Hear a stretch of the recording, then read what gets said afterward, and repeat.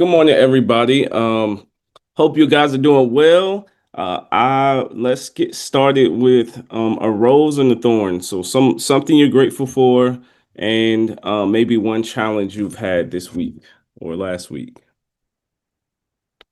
Just give me a couple.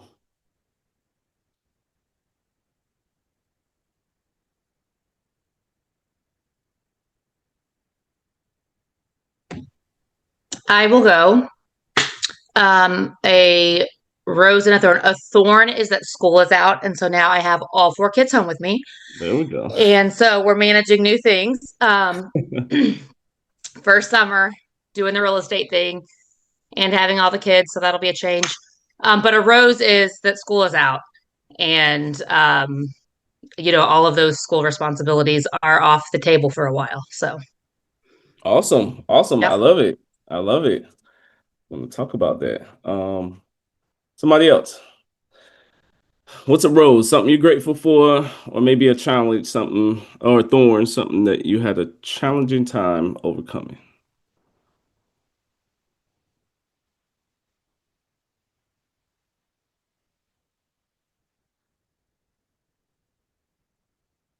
It's we have one of I'll tell y'all one of mine. So one of the challenges has really been agents that have worked with buyers, and after they worked with the buyer for a while, and showed homes, the buyer wants to not work with that agent anymore, and then goes to work with another agent and close with another agent. So we've been dealing with this a little more, a little more than normal lately. So I want to hear from y'all. What would you do in that situation? So again, for those of y'all that just got on, a buyer, you've been working with a buyer, let's say a year or 2 years. And just so we know, this is we're masterminding today. So we're really going to recap some of the things that we've already been over, and do some practical application stuff today.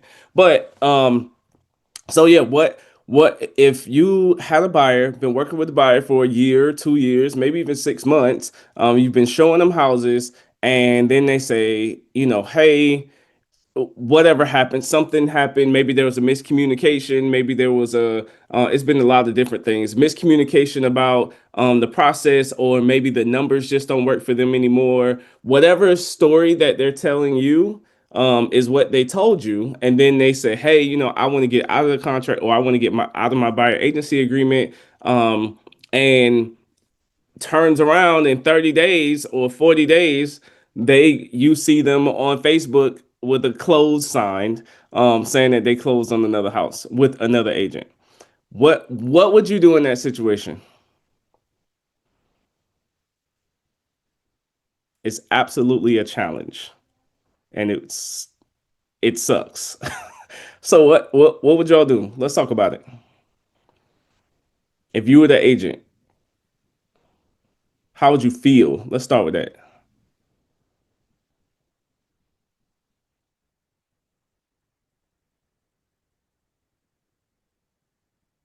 Anybody? Christina? Talia? I'll go.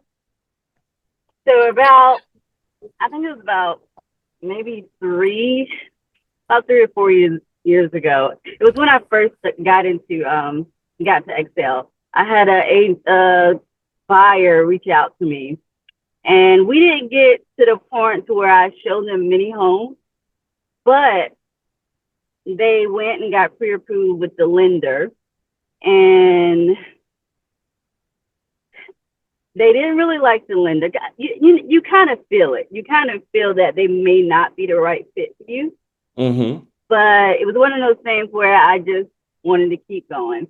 And so what ended up happening, they said, it's not the right time, this and that.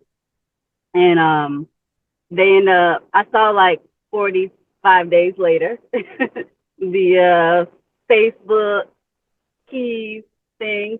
And to be honest, I wasn't that mad because I had a feeling that, hey, this this might not be the right fit for us. And then they were talking about there was an agent that their dad wanted them to go with anyway. Mm-hmm. And so, I mean, I just congratulated them. You know, Mm. no hard feelings. It was one of those things where I felt that we weren't in the right match. You know, I was a little kind of disappointed that in myself probably because I didn't communicate or ask, hey, is there anything that I did? You know, I didn't go further into it. And I'm thinking that maybe that's something that I should have did. I Mm-hmm. kind of question myself on that. Like, should I have went to them and asked them, hey, is there anything I should have done better? Or did I do right by just letting it go and congratulating them because I knew that, you know, we might not be the right fit. And then they were talking about the agent that their dad wanted them to go with. And that was that. Yeah. Awesome. Thank you for sharing. Somebody tell me, so listening to Talia's situation, what would you have done differently? Oh, or what are some of the ahas there? Or what's some of the things that stuck out to you about that situation? I think like knowing that like the relation like that it didn't feel like something was off. You know what I mean? I feel like if you can feel like if you're not connecting with someone or it's not a good fit, that that would definitely like influence how you feel about it.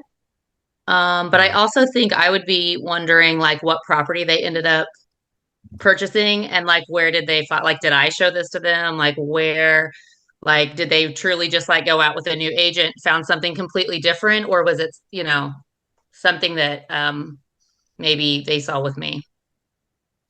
I love it. And why would you? I'm gonna piggyback off of that. So why would you? Why would you want to know that? Like, what would that tell you?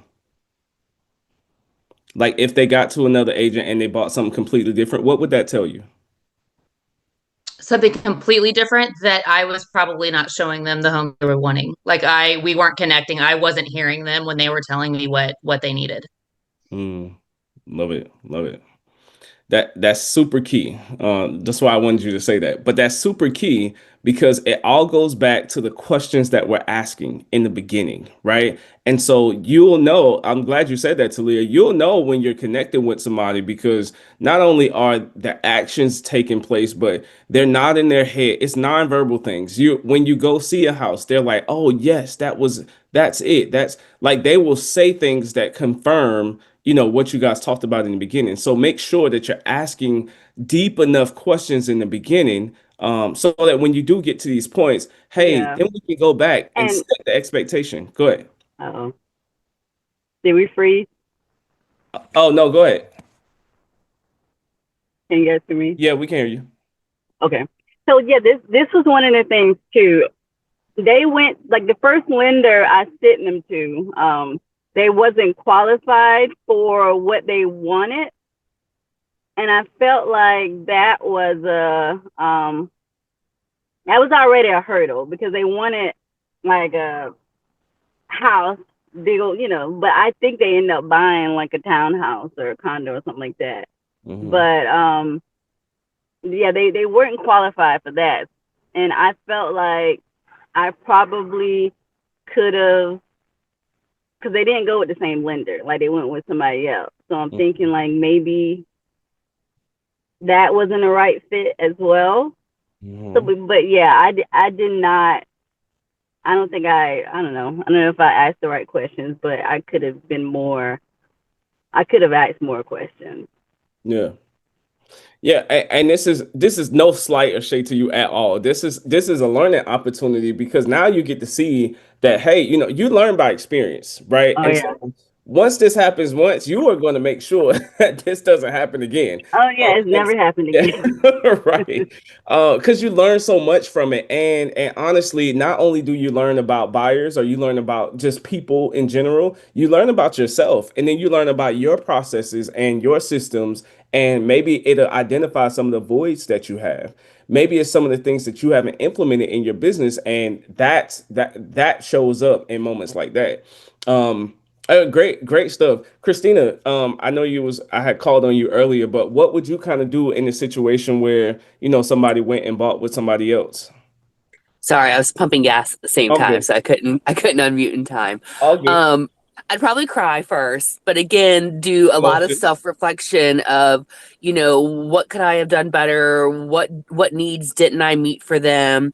Right. Again, I think it's self-reflection. I'm big about looking back on what I did, what I didn't do, and what I can change and move forward and do better for my clients and customers. Yeah, love it. Love it. So the self-reflection is great, right? But what if it was just them? What if you did everything right? Would that change anything? This is for anybody, not just you, Christina, but anybody. And I I think w- I would say yes. Just like some of the comments that were made before, sometimes you're just not a good fit for some people, and it's okay to say that we're not a good fit. And you don't. Again, like I'm dealing with somebody who's kind of making my life miserable. Like, should I just like walk away? And because we might just not be a good fit. you Right. can find another agent to refer them to in your office. There we go. How do And you leverage the relationship that you already have and still benefit and compensate or capitalize on it? absolutely, because if you don't, if you know it's not a good fit and it's not feeling it and the business isn't happening, then figure out someone in your office that would be a good fit and recommend them. Nope. Nope. At least then you make some money and the client's happy in the long run.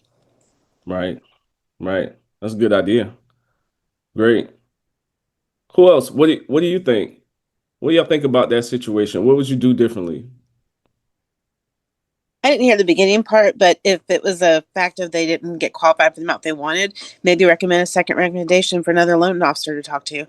Make sure you're getting the best loan situation you can have for the client. Yeah, so let's talk about that actually. So a couple of you already hit on it, but um, maybe when you sent them to a specific lender, that lender wasn't a good match, right? And so you got to think who you send people to is a reflection of you, right? Because they have no idea about what lenders do what lenders have strengths we like they don't know, so they're trusting you, right? And so you got to think the lender is on your team. Mm, So what team player is going to be the best fit for this buyer? Not just loan product, but personality, communication styles. Like absolutely. those types of things matter. And so you got to keep those at the forefront of your head. This is why I always say what questions you ask in the beginning will help you determine the rest of the process and who you connect them to. I also look at if it's a client who says they want to know now, they don't want to wait a day or two, then you contact the loan officers that you have relationships with and see, hey, do you have time to do it today? Or is it going to be like tomorrow or the next day? Then you know not to reach out to them. I hate to say that, but we all have days that we're busy. Yeah. No, that's totally true. I a challenge I had before. One time I met a new lender this several years ago. And I just met him and I was like, oh, okay, cool. They got certain loan products, had some grant programs, cool. I met a buyer, and I always give I usually give a lender at least one time. So I met a buyer maybe a couple days later, buyer prospect, like, hey, I just met this new lender. They have this, and this. It really fits what you're talking about, fits your budget, your timeline wise, all those things. And I sent them there and they emailed them. Well, I emailed and then I did call them and I was like, hey, I got this buyer. They're ready to go. They're trying to get pre-approved now. They saw a house and we want to go out. I'm just waiting because the lender, I can't do anything without a pre-approval. The lender responds to the client and says they will respond within 2 to 3 business days. Oh no, I'm done. Yeah. That doesn't work.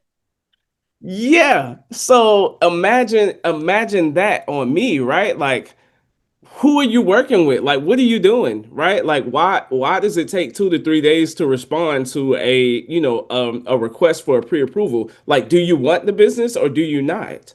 Right. And so this is why I say like communication styles matter, because when you get somebody that's like, hey, I gotta get it now, and you got somebody that's like, get in line, that's not gonna work. right? But again, that's a reflection on you, because if I would have sent her to my go-to person that I know was going to answer the phone, I know is what's going to get back to him, I know, like, we would have been fine. But that put like a sour taste in their mouth about the entire process. So I always call my think people. so go ahead, Lori. I was I always call the lender before I refer anyone. I don't just send them over. I say, hey, I'll call or text. Say, I've got a buyer. They need to be talked to today. Can you do it? And if they don't answer, I go to the next one. Yes. So speaking of that, how many lenders like do you kind of have on your team, like your go-tos? This is anybody. What's your I, number? I have three that I can use on a regular basis. One's my favorite, but then the other two are ones I can call at any time. Okay. So Lori has three. Katie, how many you got? Christina, how many you got? 3. Three. Three. I'm still collecting lenders. I Gotcha. don't I don't have any like yeah. So talk to me about that mix, Lori, Mark, or Christina, whoever. Talk to me about that mix. Why do you have three, and like what differences are there within them? So I have our in-house lender who I absolutely adore and I love her. Okay. But if she is too busy and I can't get her and I need to do it quick, she knows I'm going to reach out to one of the other two that I use that I can basically tell you the other two. If I message them, they are responding within an hour. Gotcha. Got it. Okay. So it's response. They're all really good loan officers that are with reputable companies that are pretty well known. So yeah, Okay. response is key. It has to be. If I'm going to respond to someone, I need someone who's going to respond to me for my clients. Okay. Good stuff. Who else? Christina. So for me, it's one of them is our in-house lender. Another is somebody I dealt with when I purchased my home and I had a great experience with. And my other third one is somebody who I have found along the way who seems very active on social, very responsive. Mm, But again, I'm still new, so it's probably going to change at some point in time. But that's who I've got right now. yeah. Mine have changed over the years. But now I have three that I know I can depend on, and they do the job and they get it done. No.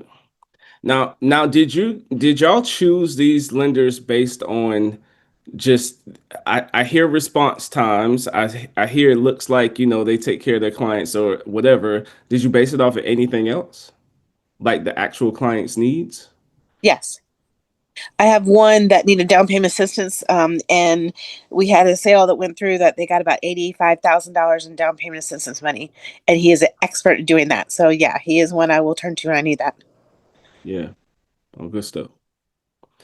Yeah, so the point is, so diversity matters in everything, in mindset, skill set, all of that. But you definitely need to make sure that you have a lender that will suit your client's needs. So, for example, you may have a travel nurse or a person that's 1099 or self-employed that they usually can't go the traditional route of just going to a bank, Right. right? So you need to make sure that you have a lender that's skilled in that type of transaction, or and skilled to understand how they get paid, what is their actual gross pay look like. For in Charleston we have the ILA, the longshoremen. They get paid very differently. They get bonuses very different. Like, it's different. So you got to have somebody that's knowledgeable about those types of transactions as well. You mentioned down payment assistance, Lord. That's great, because everybody doesn't do down payment assistance. Oh no, they don't. You're right. Every bank doesn't do down payment assistance, and every lender, every loan officer might not like to do down payment assistance. So Get they some. may try to divert them into another product, and after they kind of verify assets, because they don't want to do it. And some of these things, and I didn't realize, but some of these things are because of, honestly, when they get paid, Hmm. how they get paid, and how, like, some of this stuff doesn't have anything to do with you or the client. It's literally on them, and you got to make sure that you understand these things so that you know who's comfortable doing what. And yes, the response times are great. If they take care of the clients is great, but it's also about, hey, who's going to be able to service this type of client. So when you're out looking for lenders, I know Maurice, you said one, you have need another. Make sure you have like a mortgage broker that can broker things out nationwide. That might be able to do some things that other people can't do. You probably need somebody at a bank or a couple of different banks. Banks have portfolio loans, and they're all very different. And their requirements are different. So if you got a strong buyer, but they may, you may need a doctor loan or something like that. They may be some banks are able to do that a little more efficiently sometimes. And then you definitely need a retail lender, and that would be your standard kind of movement, Nation One, that type thing. Um, You also have a bank that can do land loans because most lenders don't do that. yes, there you go. Land loans and construction to perm loans for to build on your lot type things. Yep. Those are two specialties that most people don't have. In Charleston, we have AG South and Rev Federal Credit Union used to do land, but they do it here and there. And so you got to be able to know when somebody comes and looking for a land loan, you got to be able to service them. So just make sure that you got the right people on your team, and make sure that you interview them well too, and make sure that you're able to work with them, just as easy as you would want the client to. Does that make sense? Hmm. There's also, like I said, in Charlotte, we have House Charlotte funding, and that's where the down payment assistance. And there are a lot of loan officers that are not House Charlotte Right. certified. Yeah, not savvy with it at all, or certified, right? They're Um, not, but yeah, same in Charleston. We have SC Housing, and it's a lot of lenders are not even signed up with SC Housing for your client to be able to get that. So when we talk about Palmetto Heroes and SC Housing in Charleston, it's $10,000 or $15,000 or whatever. That's only for first responders. When those first responders start coming to you, you can't you got to send them to somebody that has already been certified through SC Housing to do those loans. yeah, you So don't want to do them, get certified to be able to do it. there you go. There you go. So yes, all good stuff. Well, great. I want to make sure that we kind of cover a couple things that really just kind of talk and mastermind, try to make these a little more interactive. I do want to bring up the numbers for a second before we go, because I think this was interesting. So in Charleston, so Charleston's is as of Monday. Um, Normally the weekends are pretty light. This weekend was much lighter Those than are those listings. yes.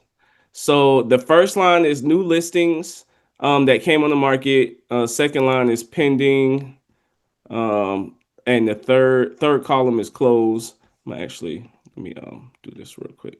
Try to hide a couple. Don't want to do that. Let me hide these so you can see it. So weekends are usually a little slower, but this weekend, what does that look like to anybody? All day weekend. It's a holiday weekend, right? So doesn't necessarily mean that, it's just the market's tanking. You just got to take into effect what's going on, right? And so if you were to talk about these numbers to your clients, make sure that you would remember that. Also, what's very interesting is the price changes on Monday. Hmm. 184. They wait and see how it goes on the weekend. If it doesn't do well Monday, they drop them. There you go. There you go. There you go. You guys are really getting this. I love it. Let's switch over to Charlotte. So Charlotte as of Wednesday the 28th. So you got 359 new listings. All those other days had nothing. No, so the weekends all come to the well, it's supposed to be Monday. They might have missed this. I think they missed this line. Because the weekends all get wrapped up into the Monday one. Okay. So it would have been like seven something probably. It was a holiday. Maybe it didn't go because it was Yeah. Memorial Day. Yeah.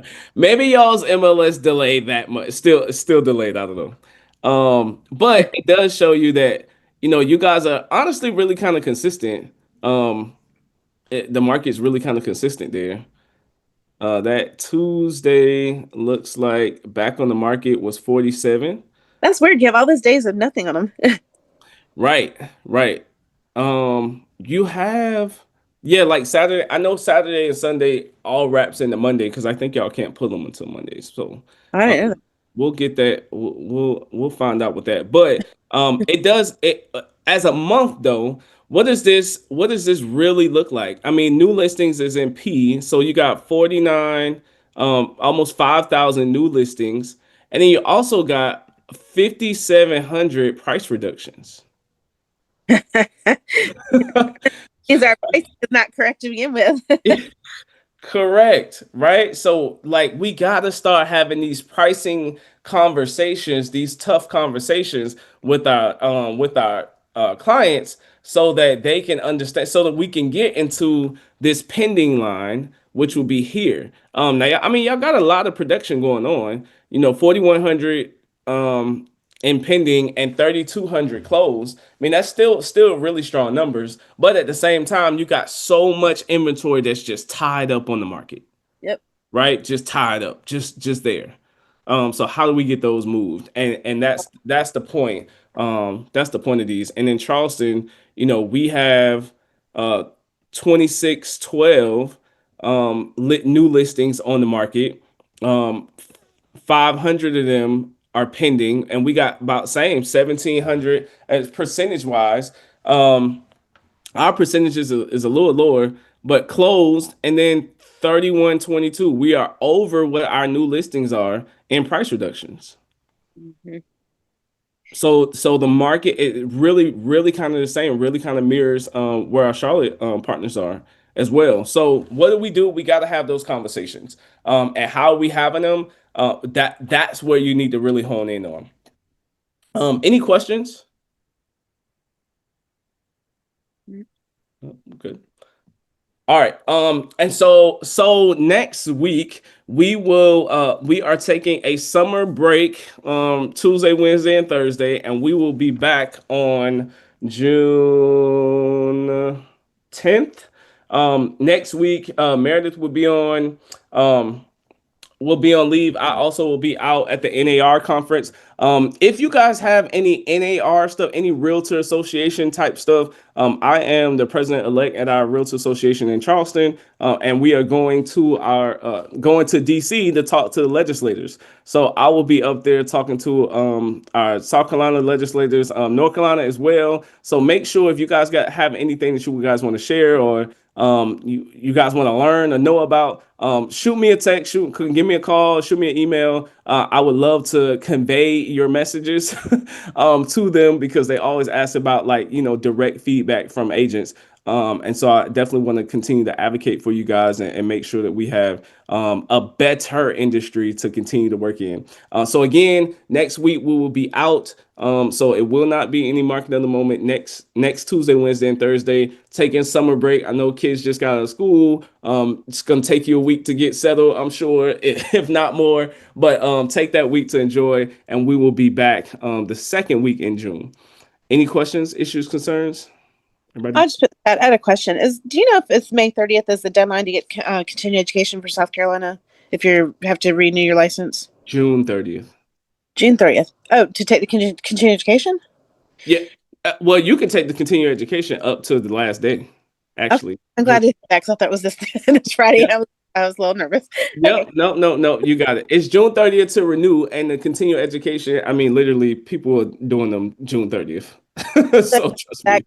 I'll stay up all night tonight to get it done. Yep. Nope. You're good. You're good. You're good. Take a little break. Thank you. All right, y'all. Well, thank you so much for joining. We appreciate your consistency and being here. We would not do this if you guys didn't show up. So we will continue to show up. Take some time next week to enjoy yourself, enjoy your family, get back into your business, work on your business, and not just in it. Go out and create a great day and have a blessed weekend, everybody. We'll see you in the second week in June. Thank you. You're welcome. Have a great day. You too.